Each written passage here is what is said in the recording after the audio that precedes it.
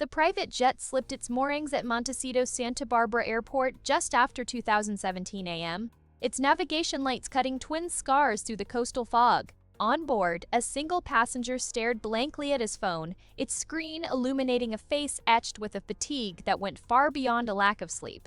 Prince Harry, the Duke of Sussex, was not traveling.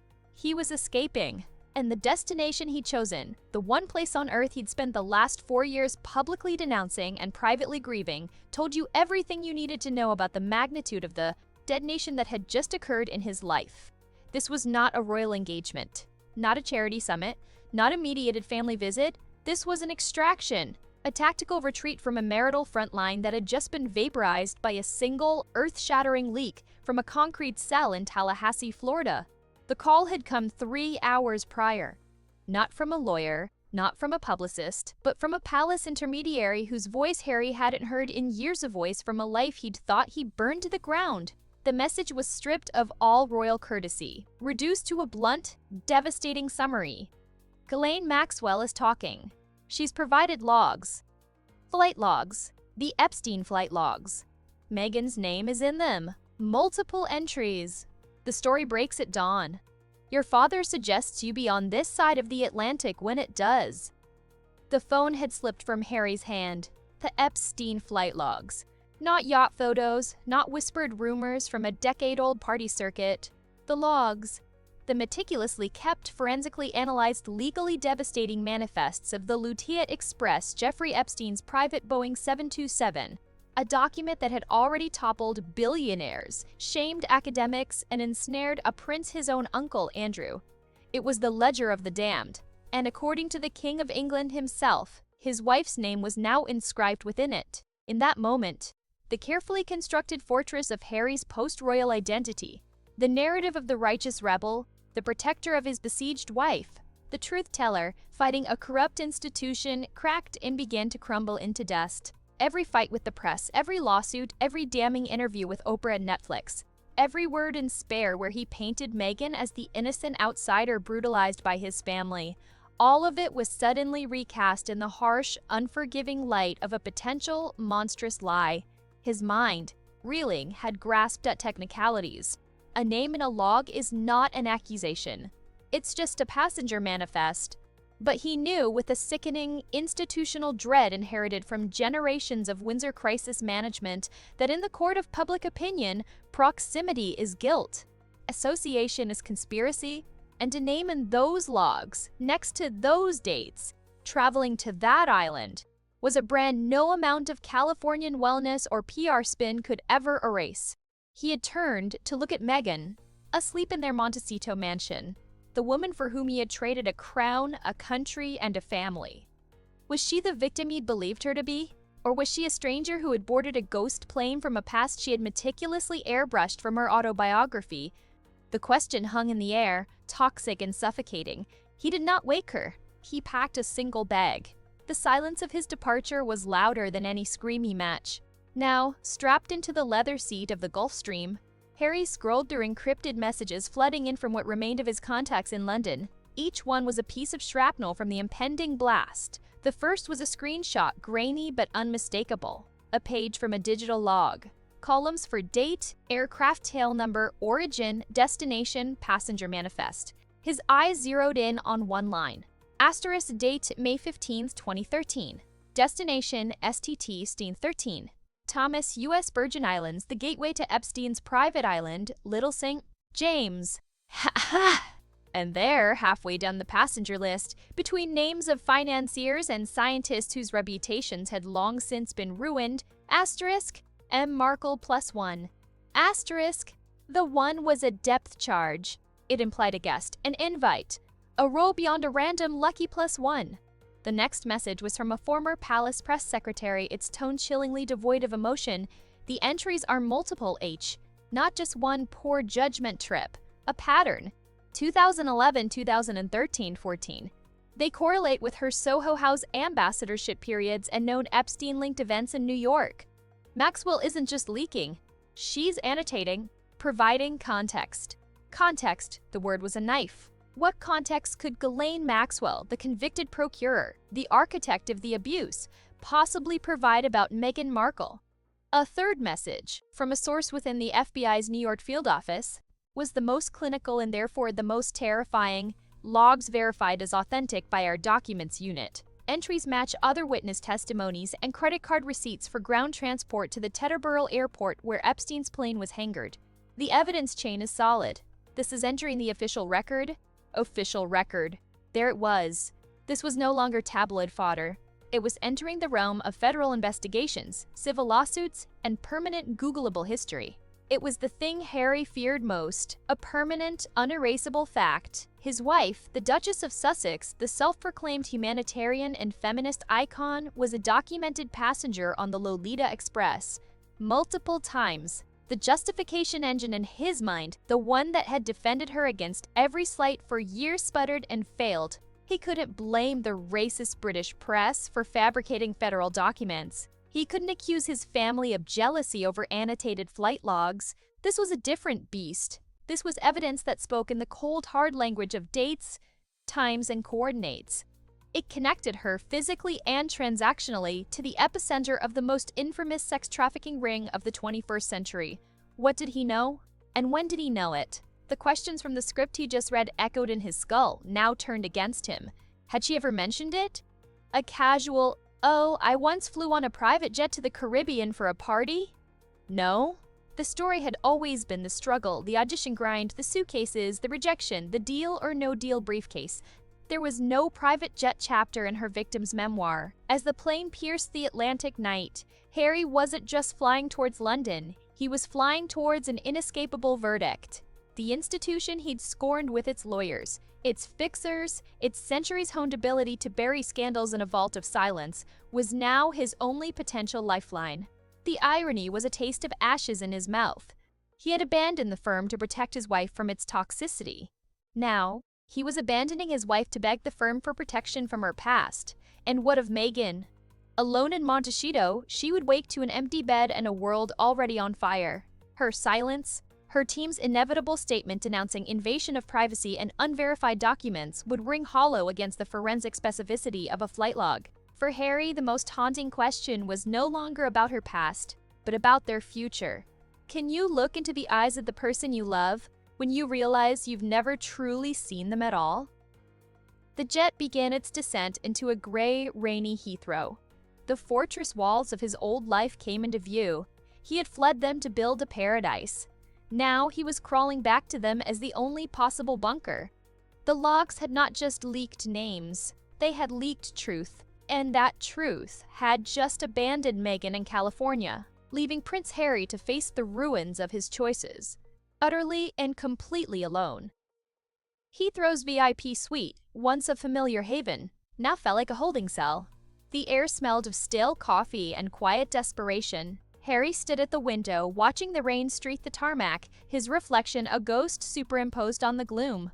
The protection his father had offered was not a warm embrace, but a clinical, corporate containment operation. He had been whisked off the plane not by family, but by Sir Michael Stevens, the keeper of the privy purse, the monarchy's chief financial officer and crisis manager. The message was clear. This was no longer a family matter. It was an institutional threat. The first wave will hit in approximately 90 minutes, Stevens said, his voice devoid of inflection, tapping a secure tablet. He was a man who dealt in reputational asset management, and a toxic liability had just been added to the royal portfolio. The Daily Mail has the documents. They've been authenticated by 2 independent forensic experts. We cannot dispute their validity. Our strategy must be one of separation and staged response. Harry flinched at the word separation. Stevens ignored him, pulling up a timeline. The logs show 3 distinct trips. May 2011, New York to Palm Beach. Epstein's Florida estate. May 2013, New York to St. Thomas as you've seen.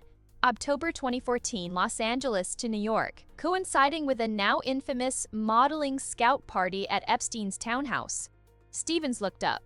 The +1 on the 2013 manifest has been identified by Maxwell, in her leak, as one Lindsay Roth, a known socialite and former Epstein recruiter who introduced young women to the circle. Each detail was a nail. The specificity was weaponized. This wasn't a hazy rumor, it was an itinerary. Why is Maxwell doing this? Harry asked, his voice rough.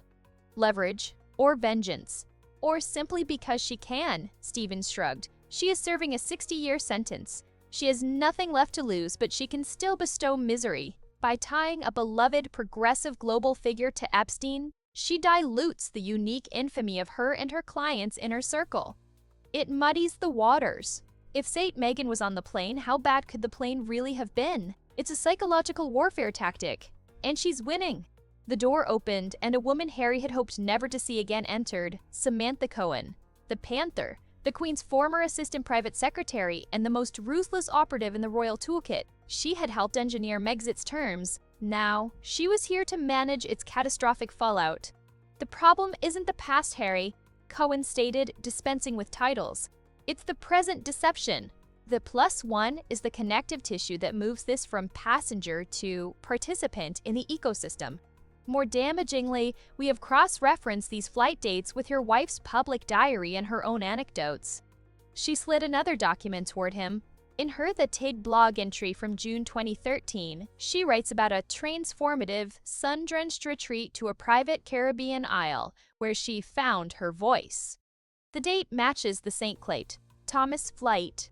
Harry remembered the blog. She framed it as a solo wellness trip, a gift to herself after a tough acting year. He'd found it inspiring. It gets worse. Cohen continued, her gaze pitiless. The October 2014 LA-NY flight. That was the weekend she famously posted about attending a powerful women in media brunch at the Soho House, New York. Our investigation shows that brunch was funded by a shell company linked to Epstein associate Jean-Luc Brunel. She was not a guest. She was, according to Maxwell's notes, part of the ambience, a paid attendee to elevate the social credibility of the event for other, wealthier men. The room tilted. Harry gripped the table. The language was the same as the script's social filler, ambience, but hearing it in the sterile, factual tone of a palace briefing made it real. It wasn't salacious gossip, it was a transactional analysis of his wife's early career. What did she do on these trips? Harry whispered. The question tearing from him? That, Stevens interjected coldly, is irrelevant to the public crisis. What she did or didn't do is a legal and personal matter. The crisis is that she was there, she hid it, and she built a global brand on a foundation of carefully curated omissions that are now exposed as lies. Her entire authenticity marketplace, the archetypes, the vulnerability, the truth-telling is now a fraudulent commodity. Cohen leaned forward. Your choices are binary, and both are terrible. Option 1. You stand with her. You issue a joint statement calling the logs an invasion of a young woman's past, claim she was an unwitting guest, and try to weather the storm. The consequence? You are permanently fused to the Epstein scandal. The Sussex brand is forever toxic. Netflix and all commercial partners will terminate immediately. You will be uninsurable, unbankable, and socially radioactive. Your children will carry this. Option 2. Stevens picked up. You separate. Legally, not just physically. You issue a statement expressing profound shock and personal anguish, stating you are unaware of this history and are taking time apart to process the breach of trust for the sake of your family. The palace will support this narrative. It contains the contagion to one individual, not the monarchy itself. You're asking me to abandon my wife at the worst moment of her life, Harry said, anger flaring. No, Cohen corrected, her voice icy. She abandoned you in a fortress of lies the day she married you without disclosing this. She knowingly brought a thermonuclear risk into the heart of this family. Your duty now is not to her, but to the institution you were born to and to your children, who must have a path forward that isn't defined by their mother's presence on a pedophile's jet. The brutality of the calculus was medieval. It was about sacrifice and survival. The individual was being offered up to save the collective. Harry realized with dawning horror that he was no longer in a meeting about PR. He was in a secular confessional being offered penance through betrayal. His phone buzzed, a California number. Meghan. He stared at it, the screen pulsating like a live nerve. The three palace fixers in the room watched him, their silence a louder pressure than any shout. Answering it would be an act of defiance, a choice of her over them. Letting it go to voicemail would be the first silent act of abandonment. The buzzing stopped. A second later, a text preview flashed. Harry, please. The headlines are, "It's not true. Call me. We need to face this together." The word together now felt like a trap. What did together even mean when the shared reality of their marriage had just been proven a fiction? Facing it together would mean building a new life on the carcass of a lie, forever performing a defense he couldn't fully believe. He looked from Cohen's steely resolve to Stevens's financial pragmatism. These were his people, the ones he'd cursed and fled. And now, in this bunker, their ruthless, unloving clarity felt like the only solid ground in a world that had become quicksand. "I need to see the children," he said hoarsely, not answering Meghan's plea, not choosing an option, but stating his only uncontaminated priority. "Arrangements are being made to bring Archie and Lilibet to Balmoral under secure, private cover," Stevens nodded. "They will be insulated, your access will be guaranteed, contingent on your cooperation with the containment strategy." Contingent on your cooperation. The deal was laid bare. His children in exchange for his compliance in the strategic destruction of his wife's reputation. As he absorbed this, an aide entered and handed Cohen a new printout. She scanned it, her lips tightening. "It's begun. The Mail has published. The headline is, Meghan and the Lolita Express. Flight logs show Duchess was frequent flyer on Epstein's jet. They've pixelated the logs but highlighted her name. The +1 footnote is the centerpiece." She turned the screen toward Harry. There it was, in black and white, on the front page of the world's most voracious tabloid. Not a secret in a briefing room, but a global fact. The bomb had detonated. The first shockwave was hitting the shores of every continent. In Montecito, Meghan would be watching her phone, her world dissolving. In Heathrow, her husband was in a bunker, being presented with the knife he would have to use to cut her loose. The flight logs hadn't just leaked data. They had drawn a map of betrayal, and Harry was now standing at the crossroads, with the two people he loved most in the world waiting in opposite directions. Expecting him to choose the statement from Buckingham Palace was a masterpiece of devastating brevity, released at precisely 5000 GMT, a time chosen for maximum impact on both sides of the Atlantic. It contained no royal crest, no mention of love. It was a clinical 87-word press release, the kind reserved for announcing the death of distant relatives or the decommissioning of a royal yacht. "This is a deeply personal matter for the Duke of Sussex.